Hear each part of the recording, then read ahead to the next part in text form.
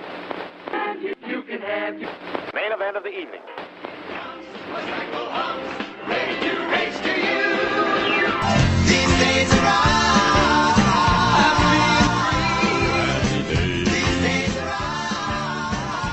Hello and welcome to These Days Are Ours, a Happy Days podcast. I'm Peter. And I'm Joe. And today we are discussing Season 7, Episode 24, The Roaring Twenties.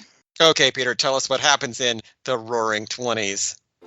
We open at the Cunningham living room, with Richie calling Lori Beth to tell her he won't be able to go out with her tonight. He's looking after his great-uncle Joe, who is currently sleeping on the couch. Can you hear this? Huh? Yeah, that's him. Joe wakes up and takes notice of the report Richie is writing on the 1920s. Joe remembers the 1920s as his heyday, and Richie asks him to read his report. Joe skims it and declares the whole thing to be wrong. That's wrong. What? That's wrong, huh? They're all wrong. Uncle Joe, you're messing up my report. And begins telling the story of his cousin, Cecil Cunningham, district attorney, who bore a striking resemblance to Richie. Yes, back in the 1920s, the Great War was over and Prohibition had begun, making alcohol illegal. Eddie, a businessman who just happens to greatly resemble Howard, owned the Kit Kat Club, an honest business, up until Prohibition put him on the opposite side of Cecil. At the Kit Kat Club, several dancers perform. Daddy, won't you powder my back? Powder my back. Powder my back. Two of them bear striking resemblances to Joni and Lori Beth. A customer gets fresh with not Joni, and as she's Eddie's daughter, he has his assistant Pretty Boy, a rather potsy-ish fellow, throw him out. Why did you throw him up against the wall? I told you to throw him out the door. I was killing a fly, boss. Eddie's ex-wife, totally not Marion, barges in to rant about alcohol and drag her daughter out. Booze liquor will only make you sicker, and gin and scotch and rye will make your mother cry.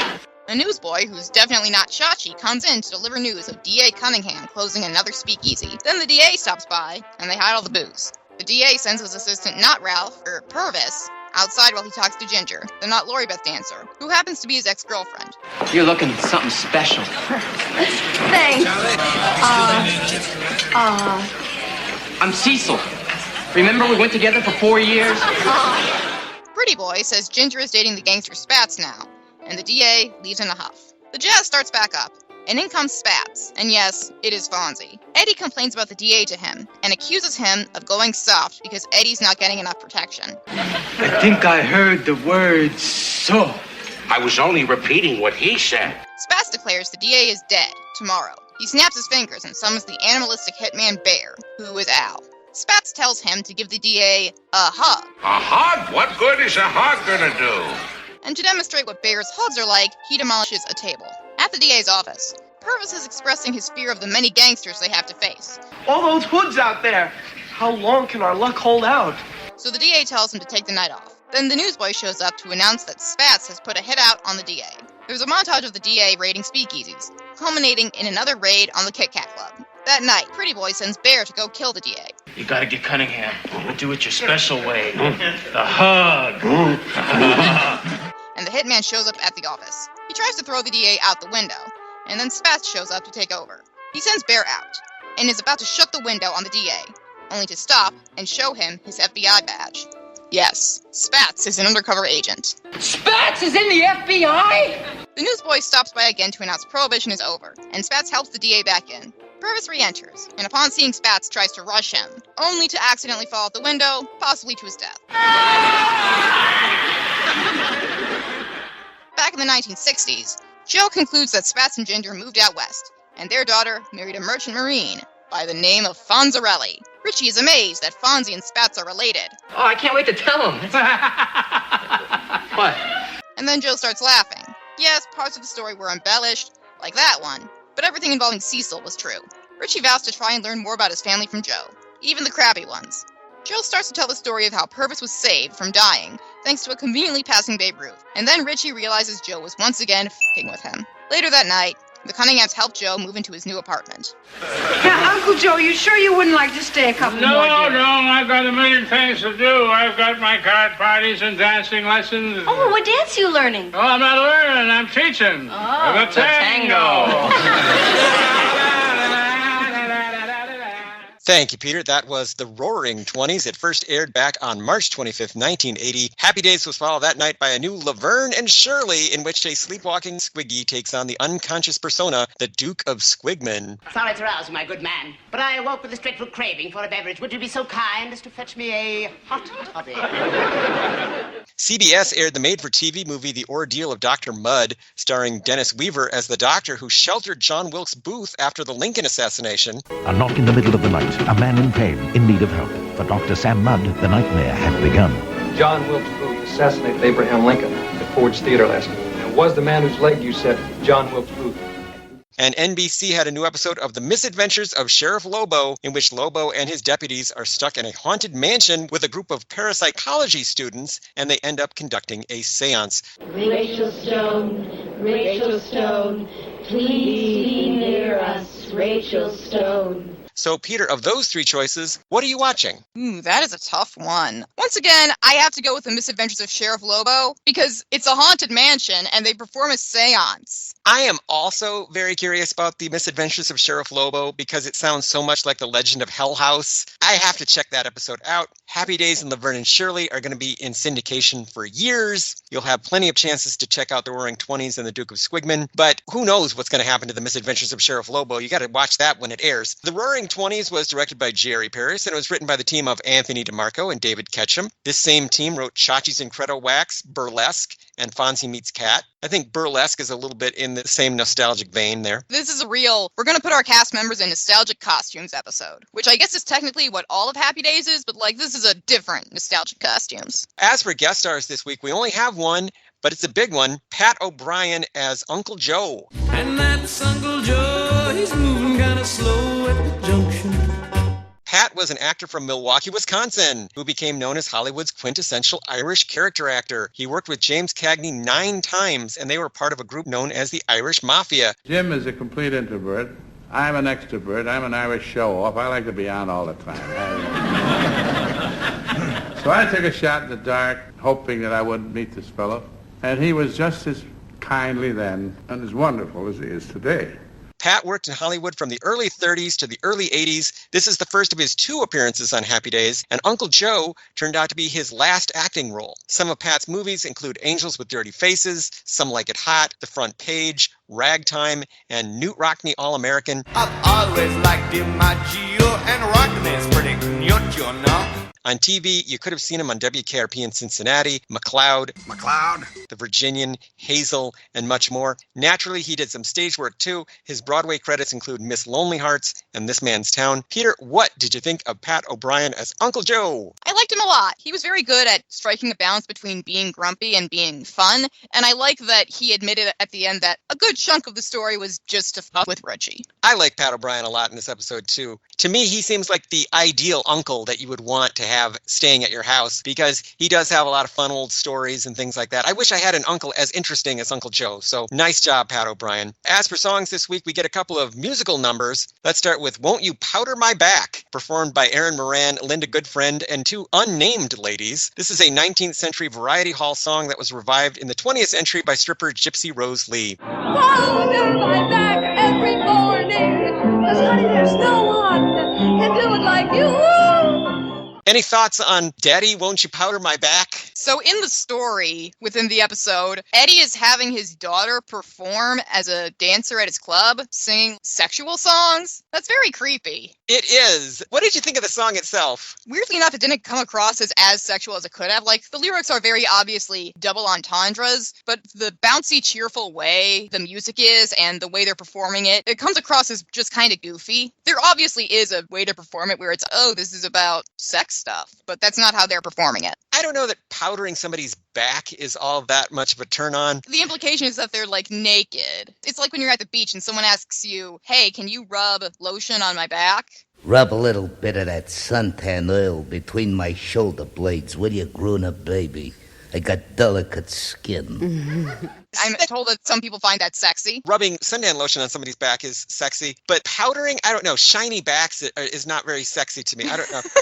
We also get I Wonder Who's Kissing Her Now, performed by Linda Goodfriend. I wonder who's kissing her now.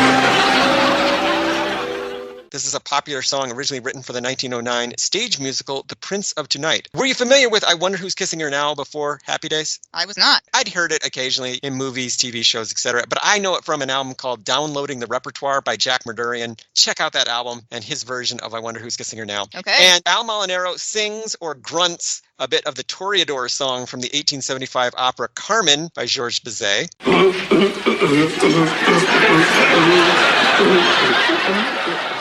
Did you notice that? Yes. As for cultural and historical references, this is the most referencey episode of Happy Days ever. I will try to speed through this stuff as much as possible. I believe in you. The 1920s is often referred to as the Roaring Twenties because it was an era of economic growth and rapid social and technological change. There was also a lively youth culture flourishing at that time that centered around jazz music, cars, and bootleg liquor. But the actual term, the Roaring Twenties, seems to have started with a movie of that name in 1939, starring James Cagney and Humphrey Bogart. I came up here to talk to you about Lloyd. There ain't nothing to talk about. I think there is. And you'll notice that throughout this episode, Tom Bosley is doing a Humphrey Bogart impression. Prohibition, which was a ban on the sale and production of alcohol, began in America in 1920 with the ratification of the 18th Amendment. Close up the booze shop where you are. Close up the booze shop where you are.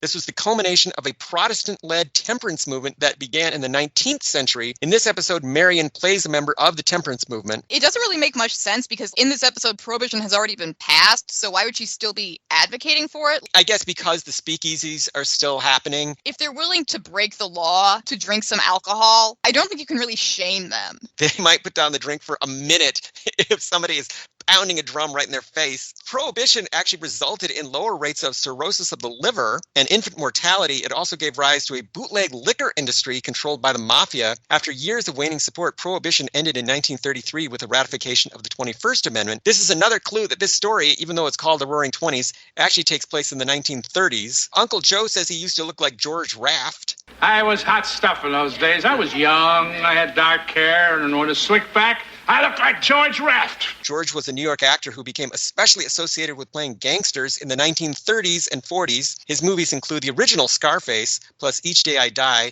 and Invisible Stripes. To give his performances some extra credibility, George Raft had alleged connections to real-life gangsters, including Bugsy Siegel and Al Capone. It should be noted that George only had a couple of bit roles in the 1920s and didn't become a star until the next decade. Uncle Joe mentions flappers. Flappers.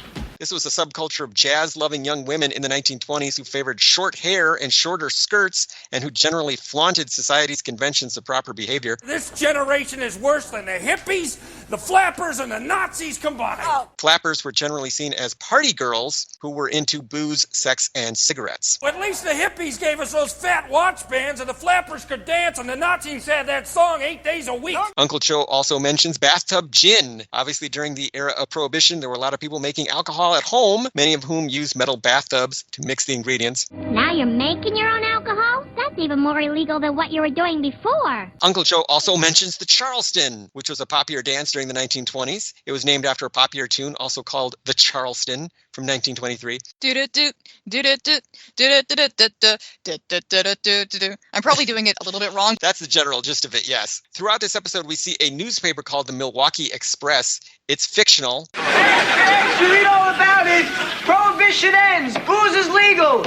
Uncle Joe mentions the troops returning from the Great War. World War I ended with the Treaty of Versailles in July 1918. Eddie is operating a speakeasy. These were illicit bars that sold alcohol during Prohibition. They mostly disappeared after 1933, but in the new millennium, there have been retro-styled speakeasies popping up across America. Hipsters. Yeah, hipsters. Eddie tells Pretty Boy to 86, a rowdy customer. The origin of this 1920s slang term is unclear, but it can mean that an item is no longer available or that a person is not welcome on the premises. Ralph's character, Purvis, is based on a real historical figure, Melvin Purvis, a ruthless FBI agent who was known for capturing or killing prominent mobsters, including John Dillinger, Babyface Nelson, and Pretty Boy Floyd.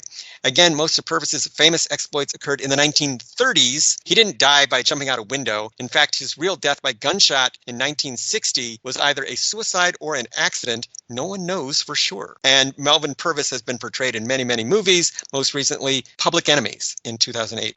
Who are you? Melvin Purvis. Bureau of Investigation. And where's your friend, Harry Campbell? Cecil mentions Man o' War. I'm gonna ride you like you were man of war. This was a thoroughbred racehorse who had a phenomenally successful career in 1919 and 1920 before retiring. Man o' War is now considered one of the greatest racehorses of all time. The Tommy gun, You know those Tommy guns don't always shoot so straight. is a nickname for the Thompson submachine gun, first produced in 1921. During the Prohibition era, it was a favorite weapon of both law enforcement and the mafia. Cecil asks Spatz if he's a member of the Dick Tracy fan club. You a member of the Dick Tracy fan club, too?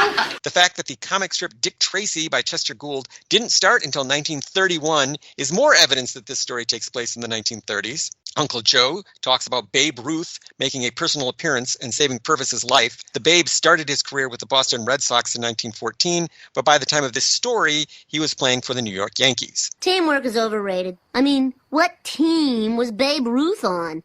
Who knows? Yankees! And where is this story taking place? Is this supposed to be Milwaukee? Yeah, I'm pretty sure it is. Other observations this week. I'm not sure why Richie would be doing a report about a topic as vague as the 1920s. Just like in general. Everything that happened in the 1920s. It's on the 1920s. You know, Prohibition and jazz. Oh, that was my heyday.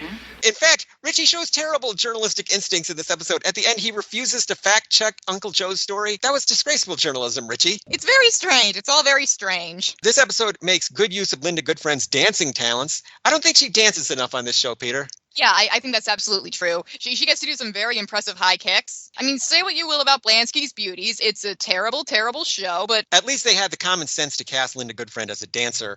Exactly. And this is the second consecutive episode in which a table is destroyed. That must mean something. And the guys who wrote this episode also wrote Chachi's Incredible Wax, in which another table is destroyed. So that must have been a trick in the Happy Days writer's playbook. When in doubt, just have somebody wreck a table, because that always gets a reaction.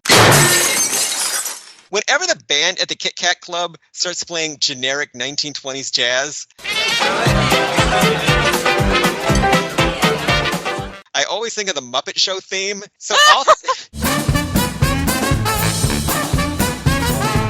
notice that Fonzie's character turns out to be an FBI agent. Fonzie is such a goody two-shoes in this show now that he can't even be a gangster in a fantasy sequence. I thought that was kind of a ripoff. What did you think, Peter? It really is. They're so worried about small children wanting to be like the bad boy Fonzie that they're trying to get rid of any trace of criminality. It's a shame. Al is playing a hitman, all this ridiculous stuff. Let Fonzie be a real gangster for 1 week. Don't try to shit at home. A gangster's life ain't fun. So, Peter, I almost hesitate to ask this week, but were there any outstanding Happy Days fashions this time around? The dancers of the Kit Kat Club are wearing some very impressive, sparkly pink and gold dresses with feathered headbands. You know the kind I mean, the kind that you wear if you're wearing a flapper Halloween costume. That sort of thing. And they look very stylish. I also really like the flowy black dress that Not Marion was wearing when she was attacking the speakeasy, which you can tell was like old-fashioned even for the 1920s, so I like that a lot. Which characters do you think look best in the 1920s finery? I'm going to go with Richie, but only because I really like his mustache, and Fonzie because I like that he is actually wearing spats, because he's spats. Of course he's wearing spats, and they're bright white, and when he steps into the scene, they're practically incandescent.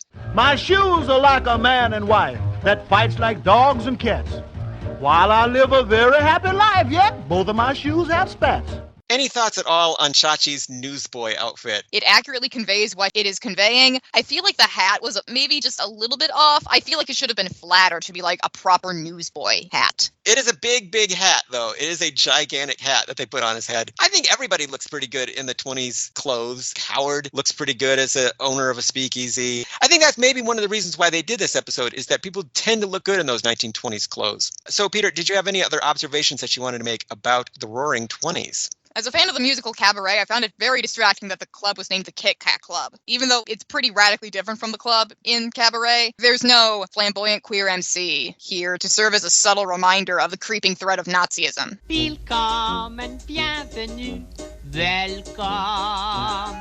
So, Peter, I will ask that age-old timeless question. Was this episode any good? Yeah, it was. This was just a fun, frothy, goofy episode where everyone got to wear costumes. And I feel like Al Molinaro must have had a lot of fun getting to play this big, scary, animalistic murderer. It's a very different role from that of Al Del Vecchio. Fun is the key word for the Roaring Twenties.